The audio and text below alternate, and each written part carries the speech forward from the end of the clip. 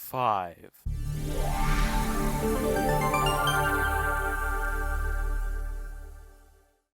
You wouldn't knowingly go into the wilderness without proper gear. Unfortunately, after a forced landing, that might be exactly where you end up.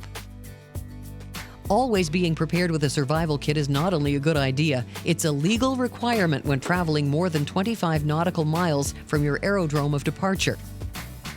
You are also legally required to have items within your kit that will allow you to start a fire, provide shelter, provide and purify water, and visually signal for help. Keep in mind, you need to have enough in your kit for you and your passengers to survive for a minimum of 48 hours. First, you need something to put your survival items in. A hiking backpack works well because it's flexible and it can fit into various places in your aircraft. Now, what should be in your kit? Start with a knife, an axe, and a collapsible saw.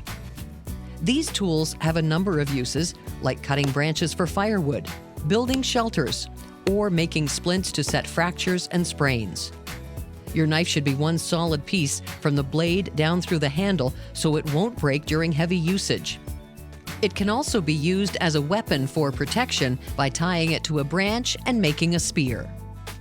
You will need a source of heat, and there are several excellent ways to start a fire, including the use of lighters and waterproof matches.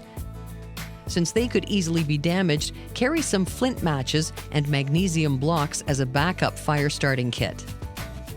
You will also need some material to help get a fire going. Commercially made fire starter cubes work well, or you can make your own with cotton balls or lint collected from your dryer soaked in petroleum jelly and stored in a Ziploc bag.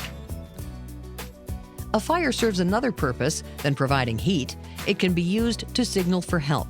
In fact, having a way to signal for help is a legal requirement in your survival kit. The idea is to create lots of smoke, which you can achieve by throwing fresh evergreen branches onto your shelter fire when help is near. This creates a thick chimney of smoke that's much more visible than the light given off by the fire alone. Aerial pyrotechnics can augment a fire. They include items like road flares or a flare gun with multiple cartridges, which can be used when a search aircraft is nearby. Signaling devices that generate smoke are effective during daylight. They give off thick, brightly colored smoke, but they only last a few minutes. You're also legally required to be able to provide and purify water. Carry as much water on board as you reasonably can. In addition, have a container that you can use to melt snow or gather water. The container should be able to withstand the heat of a fire in order to melt snow and boil water for purification. But sometimes boiling the water isn't enough. Some water may carry parasitic diseases such as giardiasis, commonly known as beaver fever.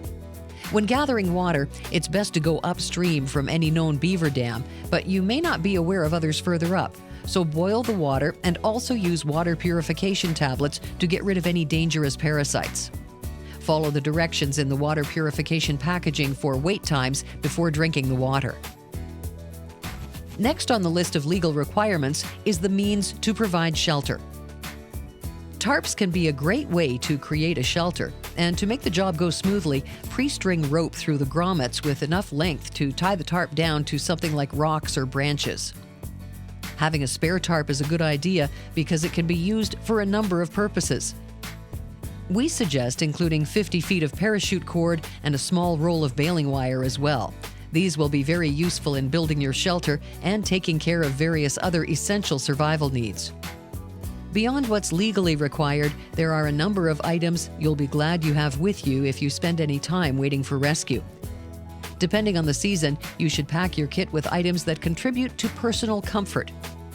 Things like thermal blankets to hold in body heat, extra clothing, warm socks, hats, and gloves. Even in summer, these will be welcomed because temperatures can dip quite low after the sun goes down. Although you can survive a number of weeks without food, it won't be very pleasant as you await help. So pack small, high-calorie food items with long shelf life, such as rice, macaroni, power bars, beef jerky, or trail mix. Food will help prevent hypothermia by increasing metabolism. These high-calorie snacks will also help keep everyone's spirits up, which is crucial in completing the tasks necessary to survive. LED flashlights or headlamps with a spare set of batteries are other tools that can help increase your chances of survival. Headlamps allow you to keep your hands free for tasks like gathering extra firewood in the dark. A small fishing kit could be useful if there's a stream close by. Items like rain gear, a few candles, bug spray, a compact bug suit, and sunscreen are welcome additions in your survival kit, depending on the conditions you find yourself in. If you can't get your survival kit out of your aircraft after the forced landing, then you'll want to keep a few key items with you. Carry tinder and something to start a fire, a whistle and a mirror to signal for help, a compass, basic first aid material, a thermal blanket, water purification, and some snacks. Construct your survival kit for the expected terrain and weather conditions you might face in the event of a forced landing and pack accordingly. Consider taking a survival course to make sure that you have the necessary skills to survive. 4.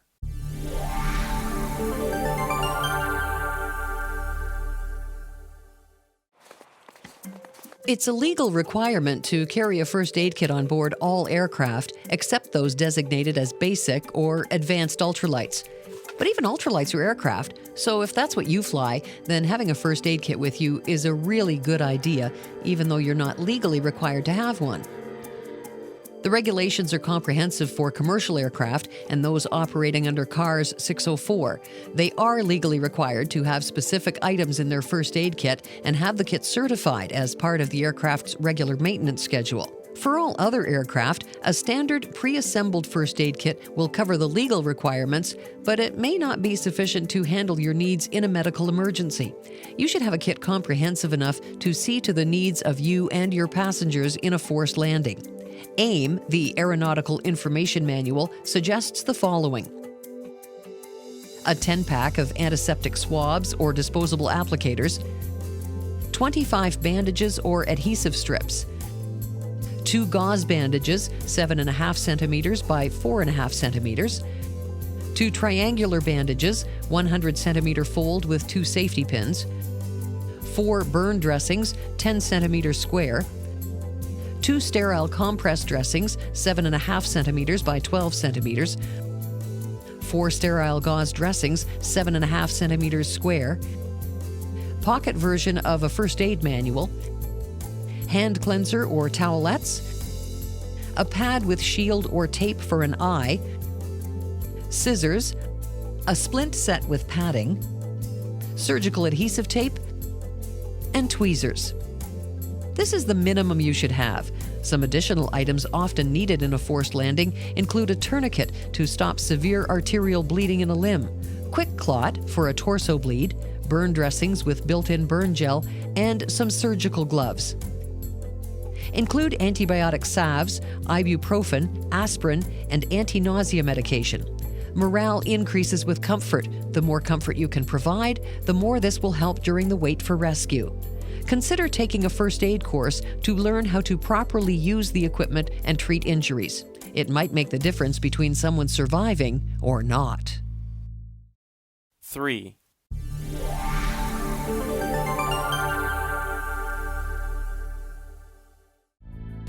Your chances of survival depend greatly on your ability to start a fire.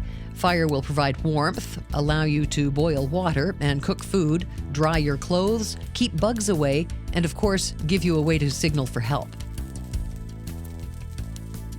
There are many ways to light a fire. Lighters are a natural first choice, but they can break or run out of fluid. Waterproof matches are a logical next choice, but they can become damaged. So always have a few backups, like flint matches or magnesium blocks. They might be a bit more work, but they're very reliable. Don't just pack them in your survival kit in case you can't get to your kit after a forced landing. Keep extra fire starters on your person. Your first job, of course, is to gather wood since you can't start a fire without it. There are 4 sizes of wood you will need: some small logs to build your fire on, tinder or small twigs to help get it going, medium-sized branches to build it up, and finally, larger wood that will keep it burning. You should build your fire close to your shelter, but make sure you don't build it under any snow-covered trees or overhangs. The heat from the fire will rise, melt the snow, and suddenly your fire is out. A fire will not stay burning if it's built on snow, so dig out the snow or brush it away to clear a patch of ground, and clear an area as large as possible. Snow lying in close proximity will melt, flow away, and refreeze, making the area around your fire slippery and dangerous.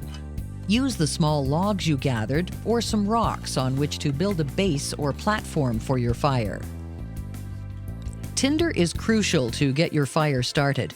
There are commercially produced fire starters, or you can make your own. For example, take a cotton ball or ball of lint from your dryer and soak it in petroleum jelly.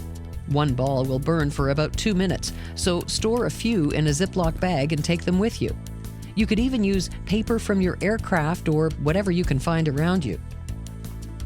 If there's birch bark around, gather what you can. It's by far the best material to use.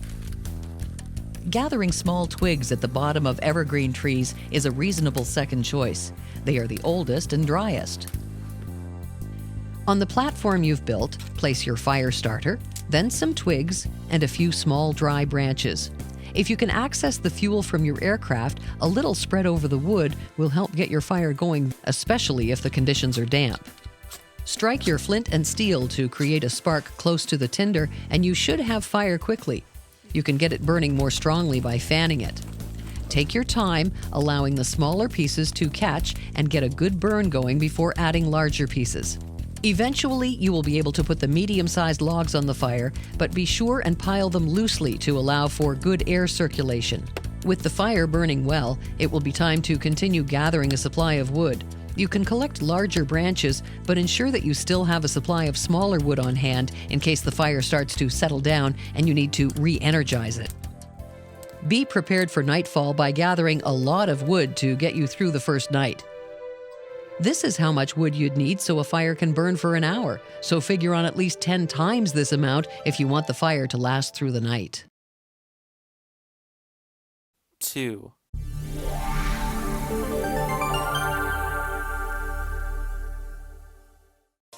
There are a number of different ways to build a shelter. We're going to review a couple of them that use tarps. The first is an emergency shelter, which you can build quickly and which is a temporary shelter for 1 or 2 people. The other is a survival shelter, which is a larger structure that will shelter more than 2 people and allow room for a larger fire. Building 1 or 2 emergency shelters, depending on how many of you there are, might be the best choice if daylight is fading and night is approaching. An emergency shelter can be built quickly and will be adequate for the first night. Start by finding a tree that is 2 to 3 inches in diameter with some clear area around it. Also, check above your shelter location for any large dead branches that, due to the wind, could potentially crash into your shelter while you're sleeping. About 1 meter up, cut into the trunk about 3/4 of the way through. The idea is that when you bend the tree down, it's still attached to the standing portion of the trunk and will serve as the frame for your emergency shelter. Remove the older and drier branches from the tree and set them aside as kindling for your fire. Place your tarp over the shelter pole, leaving the front portion open, and taper the rest of it down to the end. Depending on the length of your tarp and the length of your shelter pole, you may need to cut the pole where the tarp ends so you can tuck the tarp under. You don't want to leave that end open. Next, cut lots of fresh evergreen branches.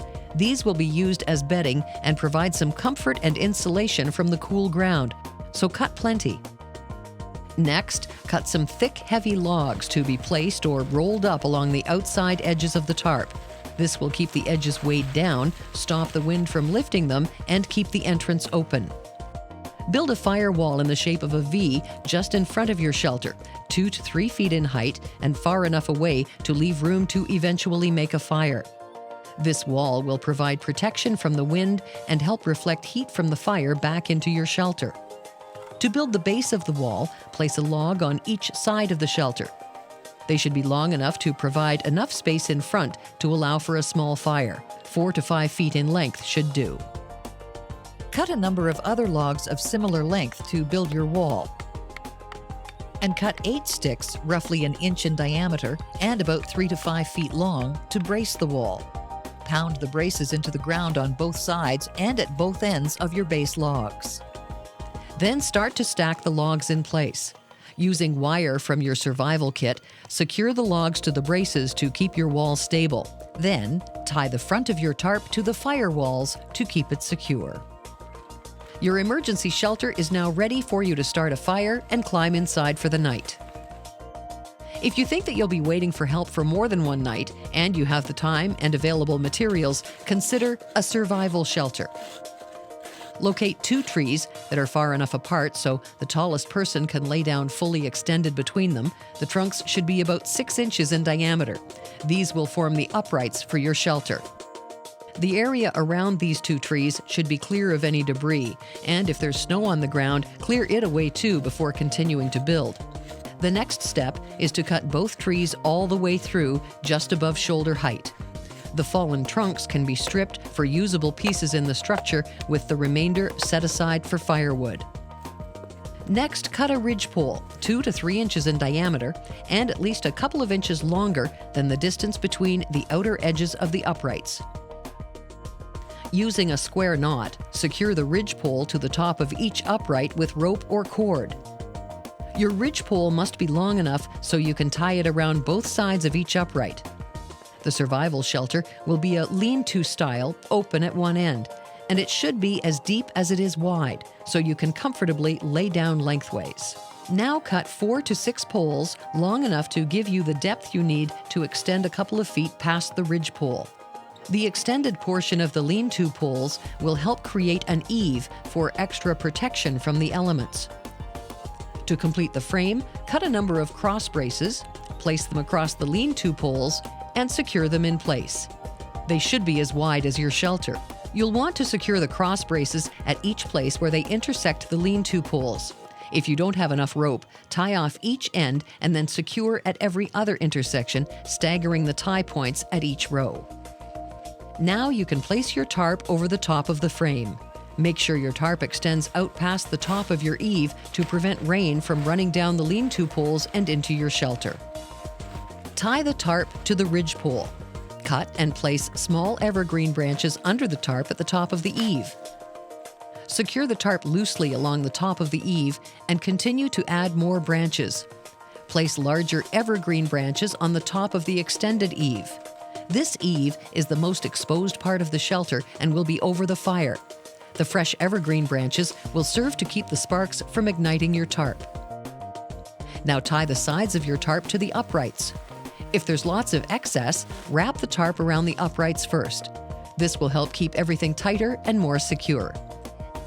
Then place some heavy logs down the sides of your shelter and roll them in the tarp to add weight to the sides of the shelter. If your tarp doesn't reach the ground at the uprights, cut large evergreen branches and place the butt ends up in between the lean-to and the tarp. Pack them in until they extend to the ground and adequately close the gap. After placing a sitting log across the opening between your uprights, cut and place lots of evergreen branches on the floor of your shelter. These will serve as bedding, providing some comfort and insulation from the ground. Once the shelter is complete, you will need to construct a firewall to protect the opening of your shelter from the wind and to reflect heat. Build a rectangular wall directly in front of the shelter. It should be about 3 to 4 feet high, placed about 5 feet from the opening and spanning the entire width. Begin by cutting braces to create a form into which the logs will be placed. These should be about 1 inch in diameter and about 5 feet in length, tall enough to brace your wall from top to bottom after being pounded into the ground. Start with your first base log and pound your braces on both sides and at both ends. Stack the logs and secure with wire part way up, and again at the top log to make your wall stronger and more stable. When the wall is complete, keep the wind out by filling any gaps with moss. This is especially important during the winter. 1.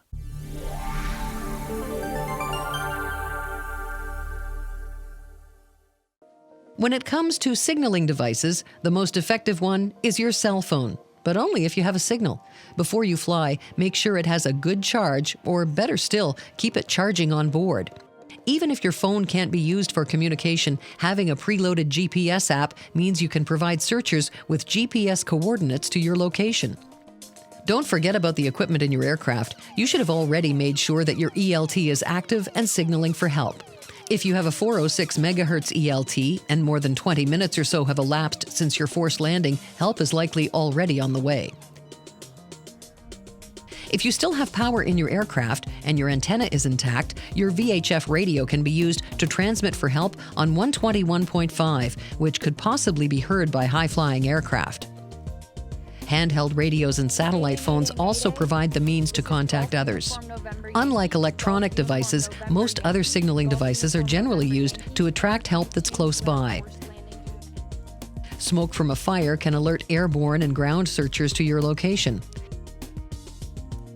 Road flares and smoke signaling devices can be used as well, but only if you know search and rescue is nearby, because these signals won't last as long as a fire. The use of ordinary marine-style signal flares when searchers are close by is another device to draw attention. But the most effective fire signal when searchers are near is a Canadian signal fire. You start by building a 2-meter high tripod from large branches or small tree trunks. Use the wire from your survival kit to bind the upright pieces together. About 1 meter above the ground, place branches into the junctions on the tripod legs and bind them in place with wire. Next, build a platform on the junctions out of smaller cut branches. Then hang some birch bark from this platform to act as wicks, and place more bark on top of the platform, leaving room for the air to circulate. Cover the structure with evergreen branches. Start at the top of the tripod and work your way down, covering all 3 sides. When you hear aircraft nearby, light the birch wicks you left hanging at the bottom of your platform. Once the fire is lit, air will be drawn from below, creating a strong draft. The smoke effect will take a minute or two to get going and last for a minute or two, but in that short time, the effect will be dramatic. You can create another fire signal by igniting one of your aircraft tires. You'll need to pour some fuel from the plane to help start the burn. It takes a few minutes to create a good smoke effect, but a tire will burn for quite some time and provide lots of black smoke. In addition to active signals, like fires, there are a number of passive ground-to-air signals that will work continuously. A V is a recognized signal that means assistance is required. Tarps work best for this. If you have a choice, use a color like blue, which is not commonly seen amongst trees. Your signal will stand out from the surroundings as a result. If you don't have tarps, you can create your signal with rocks, logs, or even by just creating a V in the dirt with your foot. And the bigger, the better. Also, point the V towards your shelter. It will indicate to search and rescue the direction to your site. If you've put an extra thermal blanket in your survival kit, use the shiny silver side to attract attention if you hear a passing aircraft. When it catches the sun's rays, it will reflect and help draw attention. Include something like a whistle in the collection of survival items you carry on you. A whistle can be heard 4 kilometers and will alert others to your location.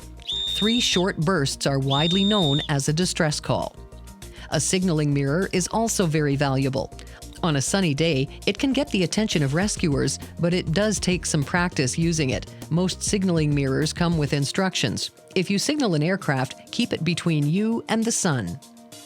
To aim, extend one arm, holding up 2 fingers in a V, and through the hole in the mirror, sight the aircraft inside your fingers. Angle the mirror until you see a flash of light cross over the V. You've just signaled the aircraft with that flash of light. Don't hold the signal static on the plane, but flash it back and forth. Learning how to construct and properly use signals is an important part of being found. Make sure your survival kit is properly equipped with various devices and know how and when to use them.